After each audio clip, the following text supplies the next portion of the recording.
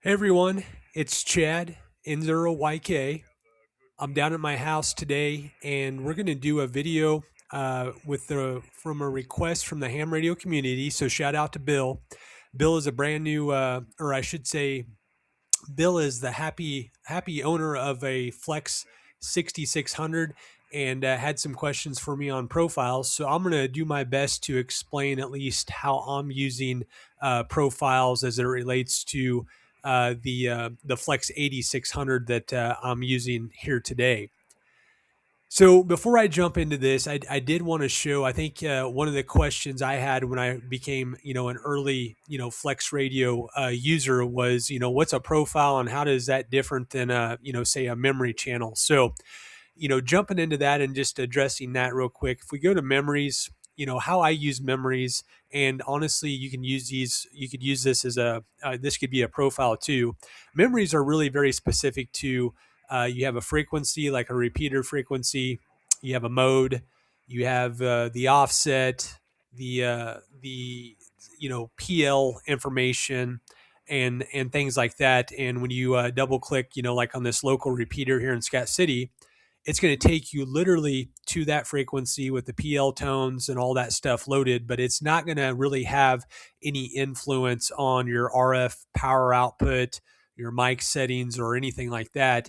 And that is where the beauty and the functionality of the Flex Radio ecosystem really comes in handy, because with the profiles, you can literally set all parameters of the entire Flex Radio at one particular snapshot in time. You can save all those parameters and recall those at a later time down the road, and it allows you to jump around the bands at just a few mouse clicks. And we all know Flex radios have a fairly, I'd say, high amount of menu settings to get everything tweaked just right, transverters and audio levels and power outputs and all that stuff.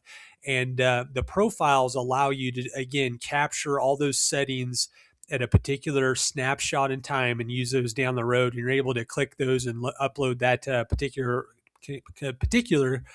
configuration very quickly. And I'm going to show you exactly how we can do that. So a few profiles I first want to call out before we experiment with setting up a couple of different types is this WWV. So I think everybody's familiar. There are several transmitters. I guess the one I'm familiar with is out in Colorado.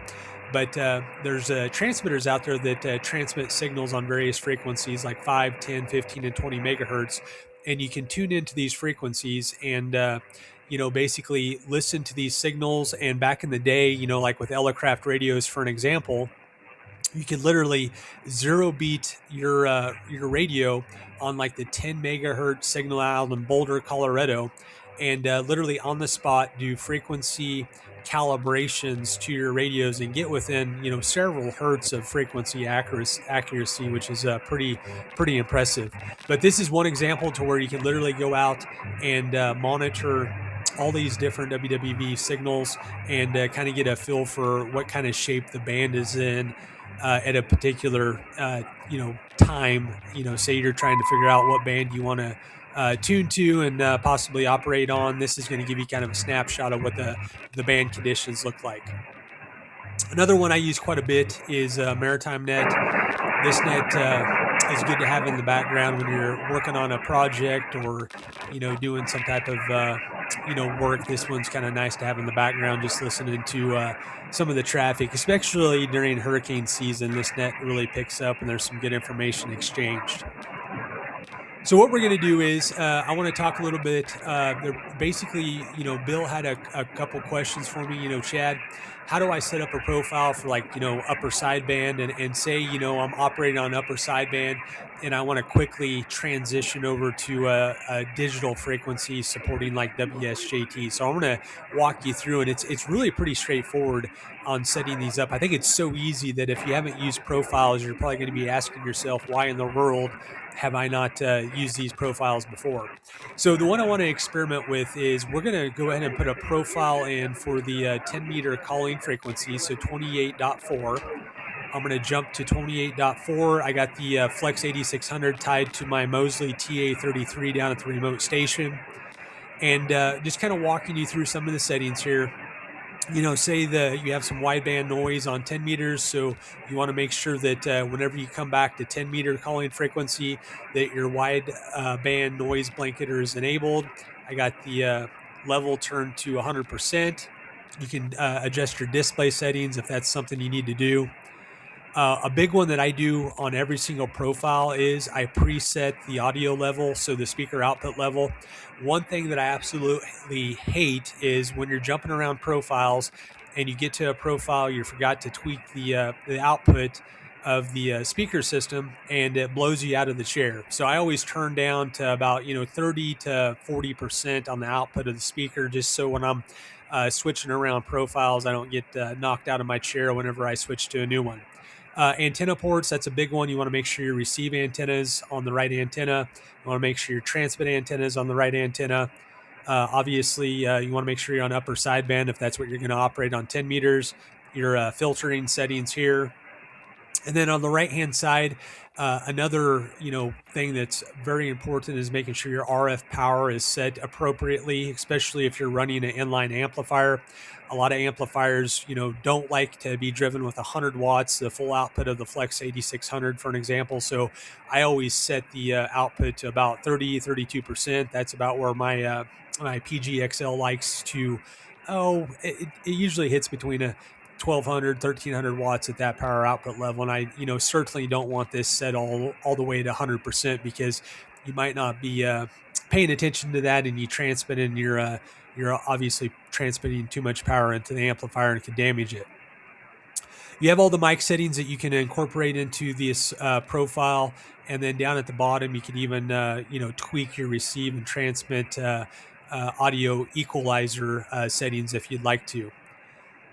So once you get everything the way you want it, you have your slice, you have your width the way you want it on your slice, you have the colors set the way you're zoomed in and out appropriately, you have it centered kind of where you like it centered. Do you want it all the way, you want it to say all the way to the right, all the way to the left. You get it just exactly how you like it, and then you go up to save. And I already have one entered in here, but basically to speed things up, you just hit save, and it's going to overwrite that 10-meter calling frequency. And what that means is, basically, say you're done on 10 meters, say we're going to go back to the Maritime Net within a matter of less than a second. We're back on 20 meters with all the customized settings loaded into the Flex radio. And say we're done on 20 meters, we want to hop back up to 10 meters.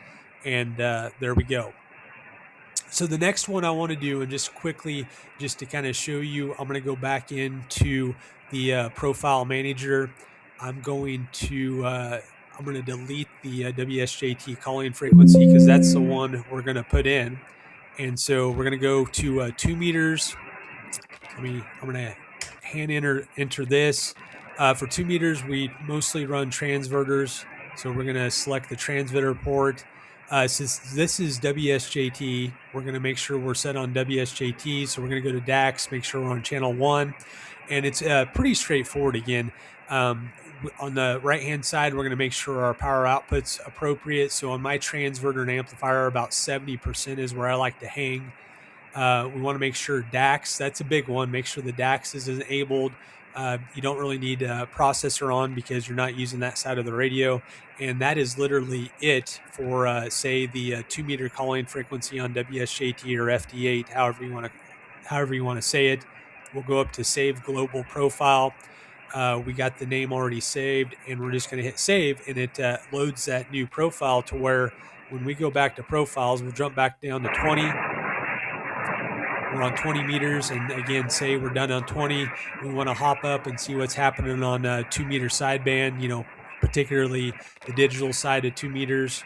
We're just going to go back up, hit that profile, and literally it opens it. It configures the slice like you left it. I mean, all that stuff is set just how you left it. And what I've found is, it doesn't always load right. I mean, sometimes, it is technology, it goofs up. And basically, if you have a particular profile that doesn't load right, what I've found is just go load it again. Typically, the second time loads everything appropriate or correctly, and off you're going. Um, and you're just so much more effective and efficient with your time, not having to go in and reconfigure all these particular settings for a given frequency on the Flex radios. So that is a very quick, I wanted to keep this video to around 10 minutes. That's a very quick overview of the profiles and at least how I'm using them with my Flex 8600. They are worth their weight in gold. You can see just all the profiles I run here, just hopping around, Simplex 5.2, just all the different profiles you can put in here, and just allows you to hop around from HF to VHF to UHF to SHF just very quickly. I would like to put just a quick comment out here. If there's any additional ideas or ways others are using profiles, please drop a comment. I think that'd be useful for Bill and for me, because I'd love to learn to see if others are using profiles in maybe a more elaborate, more advanced way.